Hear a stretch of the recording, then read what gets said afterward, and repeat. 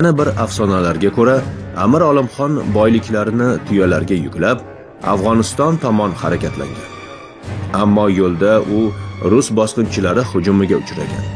Va mana shu urush natijasida 25 arava miqdoridagi oltin tangalar mana shu Sovet Rossiyasi ixtiyoriga o'tadi va qolgan oltin tangalar bilan Buxoro amiri hududni tark etib Afg'oniston diyoriga harakatlanib ketgan. Mana shu jarayonlardagi Yevgeniy Bersikovning talqinlari noto'g'ri bo'lib, bu davrdagi Sovet Rossiyasining Buxoro amirlar xazinasini olib ketish jarayoni biz ko'rgan ma'lumotlarga ko'ra 4 bosqichda amalga oshirilgan.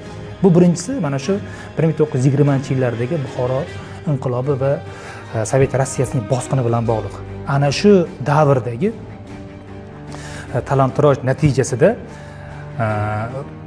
Sovet Rossiyasi bu yerdan 2 eshelon 13-14 vagon atrofidagi oltin buyumlar, shu miqdordagi xazinani Peterburg, Moskvaga olib ketishgan.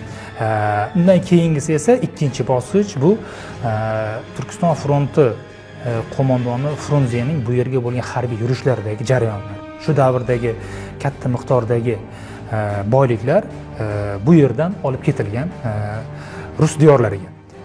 Va yana undan keyingisi esa bu 1921-23-yillardagi harakatlarda bu yerdagi o'zlari olib ketgan oltin xazinalarini xaspo'shlash maqsadida mana shu oltin xazinalarini jadidlar, bu yerdagi taraqqiyparvarlar o'zlashtirdi, o'zlari topib olib, o'z mulki sifatida o'z tasarrufiga oldi degan noto'g'ri aktlarni kiritadi. Yevgeniy Bersikov ma'lumotlariga ko'ra, bular ham mana shu tadqiqotlarda o'z tasdig'ini topmagan ma'lumotlar sifatida tilga olinadi.